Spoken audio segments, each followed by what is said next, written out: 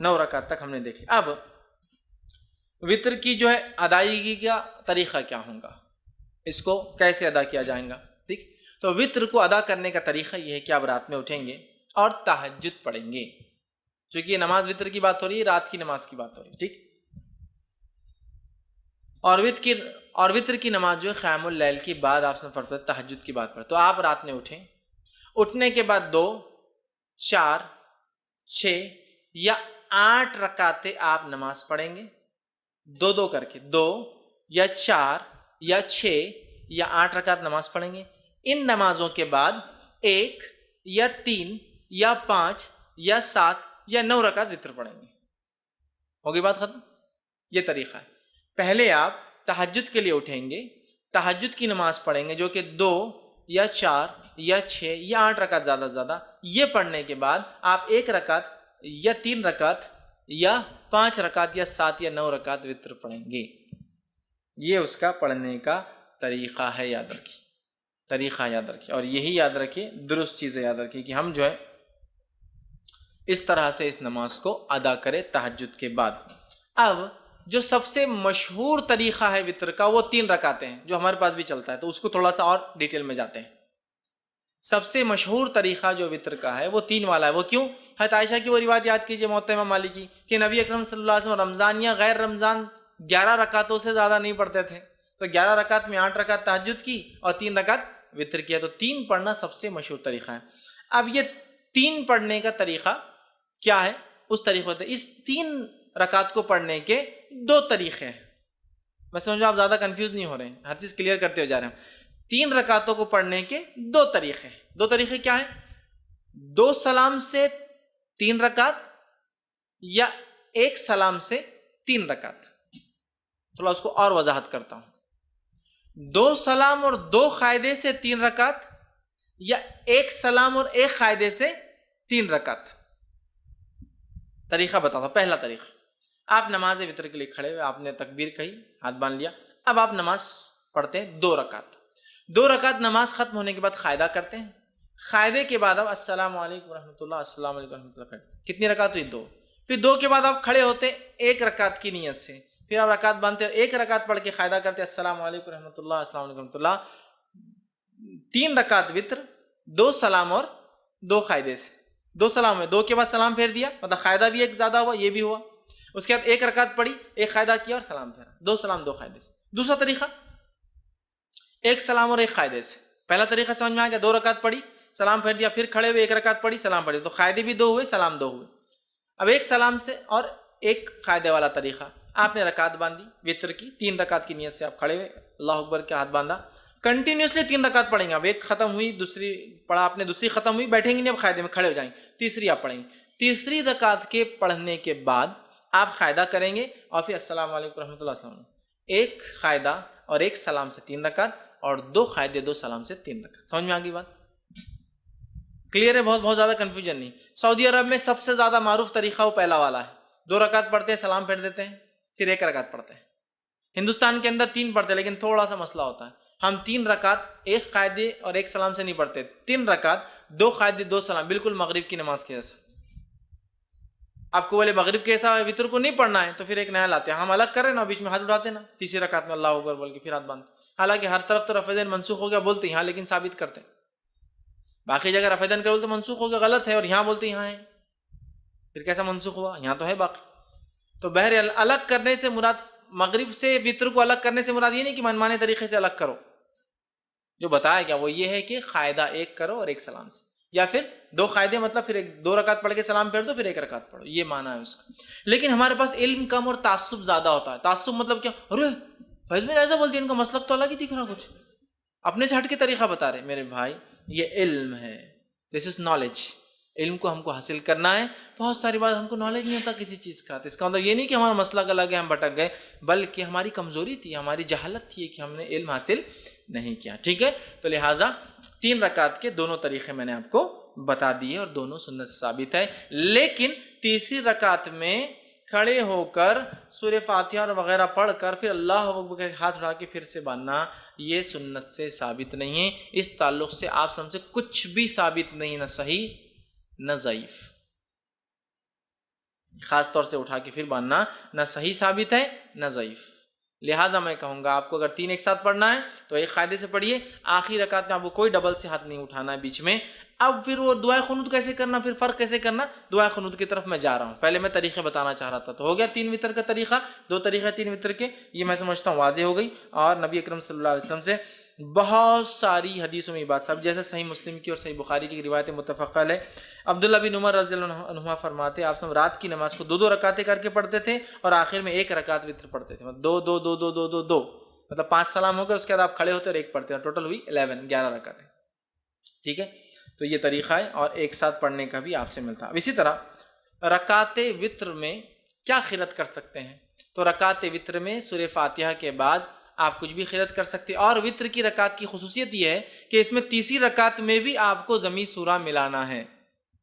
دوسری نمازوں میں آپ صرف پہلی 2 رکعتوں میں کرتے ہیں نا، نفل چھوڑ کر، جیسا آپ فرائض وغیرہ میں. اس میں آپ کو جیسا آپ نفل نماز پڑھتے ہیں، ہر رکعت میں آپ کو سورہ فاتحہ کے بعد ضمی سورہ ہر رکعت میں ملانا ہے، 3 ہو 5 ہو 7 ہو، ہر رکعت میں سورہ فاتحہ و ضمی سورہ ملانا ہے، یاد رکھیے. تو آپ کو سہولت ہو سورہ فاتحہ کے بعد آپ وہ ضمی سورہ ملائیں. لیکن اگر کوئی خاص سنت نبی اکرم صلی اللہ علیہ وسلم کیا پڑھتے تھے، تو اگر خاص سنت جاننا ہے تو ابو داؤد، نسائی اور ابن ماجہ کی روایت ہے، نبی اکرم صلی اللہ علیہ وسلم، جس میں حضرت عائشہ فرماتی نبی اکرم صلی اللہ علیہ وسلم تہجد جب پڑھتے، اس کے بعد وتر پڑھتے، تو سورہ فاتحہ کے بعد پہلی رکعت میں سبح اسم ربک الاعلی سورہ اعلیٰ تلاوت کرتے، دوسری رکعت میں قل یا الکافرون تلاوت کرتے، اور تیسری رکعت میں قل هو اللہ احد تلاوت کرتے. تو اگر خاص سنت آپ کو فالو کرنا ہے تو سبح اسم ربک الاعلی، ٹھیک، سورہ جو اعلیٰ، اس کے بعد سورہ کافرون، اور اس کے بعد سورہ اخلاص. ٹھیک، ایک روایت میں یہ بھی ملتا ہے کہ نبی اکرم صلی اللہ علیہ وسلم آخری رکعت میں سورہ اخلاص، سورہ فلق اور سورہ ناس تینوں ملا کر پڑھتے تھے. تو آپ چاہے تو یہ بھی کہیں سورہ فلق، سورہ اخلاص، قل اللہ احد، قل اعوذ برب فلق، قل اعوذ برب الناس، تینوں آپ پڑھتے تھے. یہ روایت بھی ملتی ہے. لیکن اگر آپ کو یہ سب یاد بھی نہیں تو آپ کو جو پڑھنا ہے پڑھیے، اسلام آپ کو روکتا نہیں. پہلی رکعت میں سورہ اخلاص پڑھ لیجیے، دوسری رکعت میں سورہ فلق پڑھیے، تیسری رکعت سورہ ناس، کو مسئلہ نہیں، چونکہ آپ کو یہ اگر 3 یاد ہے. لیکن جس کو یاد ہو اور چاہتا ہے کہ سنت کی اتباع کرے تو یہ اچھا ہے کہ وہ سورہ اعلیٰ، سورہ کافرون، سورہ اخلاص. لیکن یہاں ایک چیز واضح کر دوں، اس کے علاوہ بھی امام پڑھے تو اس میں کوئی حرج اور غلطی نہیں. ورنہ بہت سے لوگ آتے ہیں، ہاں تمہارا منہج غلط دکھ رہا تھوڑا، اس میں کیا ہے، پڑھ سکتا ہے آدمی.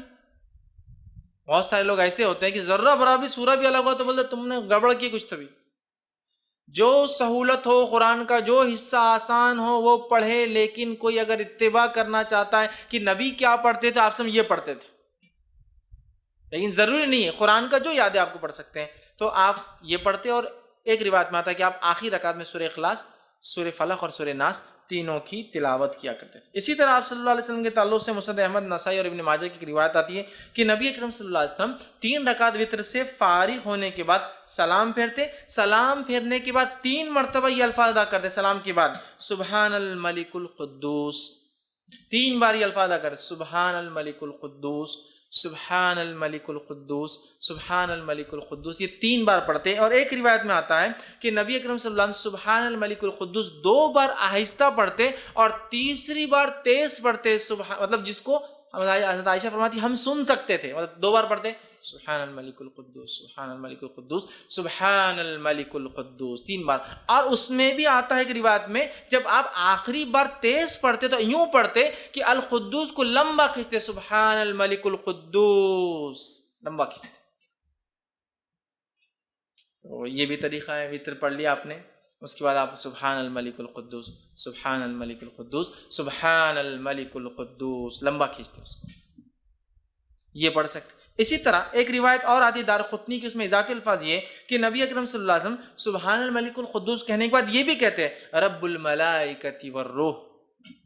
سبحان الملک القدوس کا معنی ہوتا ہے پاک ہے وہ بادشاہ صاحب قدوس. ٹھیک، اسی طرح رب الملائکۃ والروح جو رب ہے فرشتوں کا اور جبرائیل کا، یہ بھی آپ اضافہ کیا کرتے تھے. تو اگر آپ کو یہ بھی پڑھنا ہے تو ہمارے پاس یہ عموماً ہر 4 رکعت تراویح کے بعد پڑھتے ہیں اور بہت لمبا لمبا پڑھتے ہیں، اس میں اور بھی اضافہ ہے.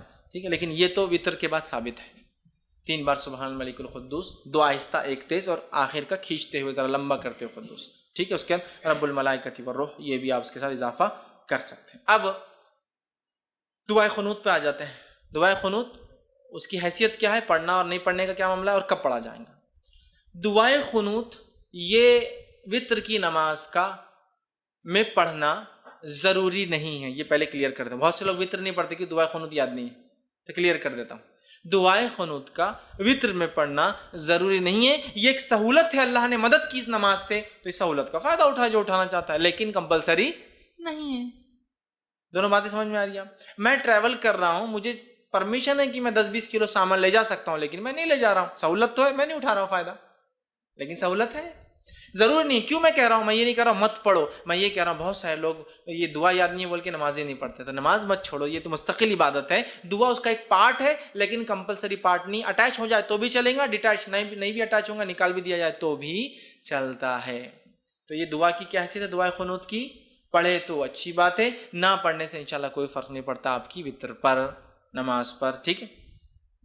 تو اسے پڑھنے کی دعائے قنوت کے دو طریقے ہیں، دو طریقے، دونوں طریقے بہرحال جو انسان چاہے اس پہ عمل کر سکتا ہے۔ دعائے قنوت رکوع سے پہلے اور دعائے قنوت رکوع کے بعد۔ پہلے تو کلیئر کر دیا میں، دعائے قنوت پڑھنا کمپلسری نہیں لیکن پڑھ سکتا ہے۔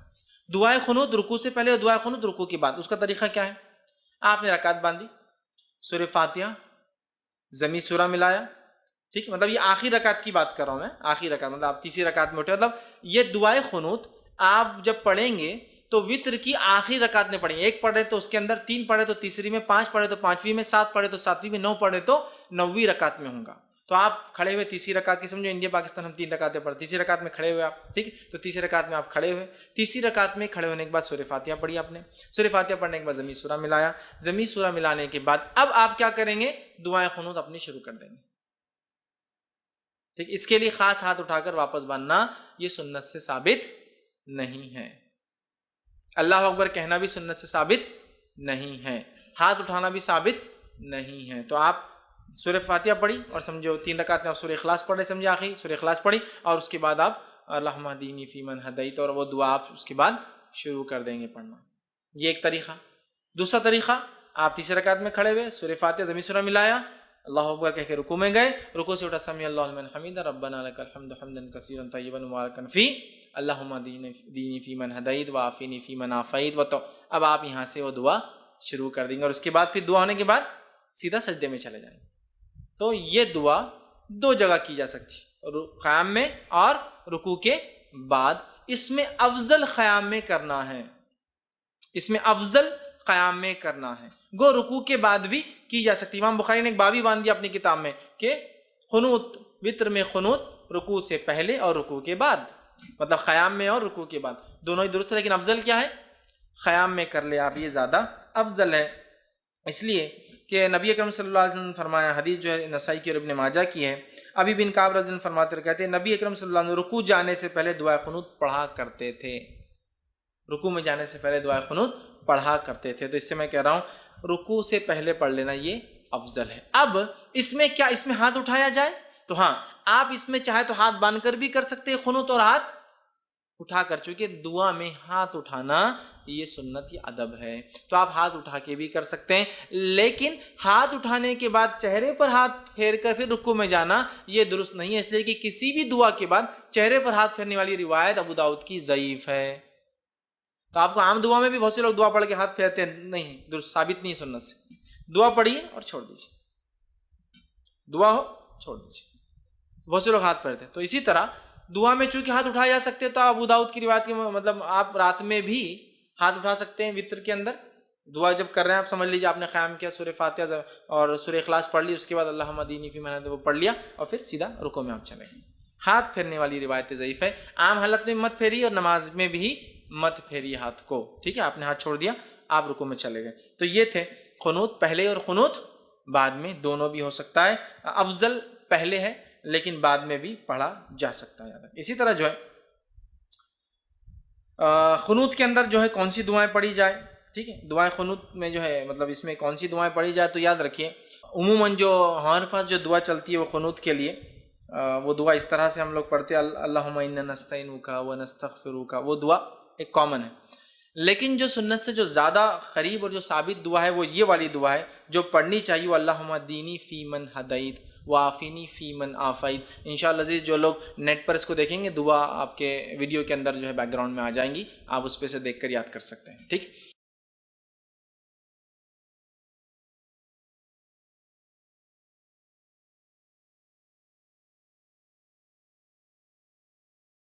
تو یہ دعا زیادہ بہتر ہے. اور وہ اللہم انا نستعینک وہ جو دعا ہے اس کے تعلق سے ایک روایت آتی ہے کہ اللہ کے رسول وہ فجر کے قنوت میں پڑھا کرتے تھے وہ دعا, وطر کے قنوت میں نہیں. وطر کی دعا نہیں تھی, وہ فجر میں کرتے تھے. جب قنوت نازلہ آپ کبھی فجر میں پڑھتے تو یہ پڑھتے, اور جب وطر میں پڑھتے تو یہ پڑھتے, اس لیے کہ حضرت حسن کو اللہ کے رسول صلی اللہ علیہ وسلم نے یہ قنوت خود سکھایا تھا, اللہم دینی فی من ہدیت والا.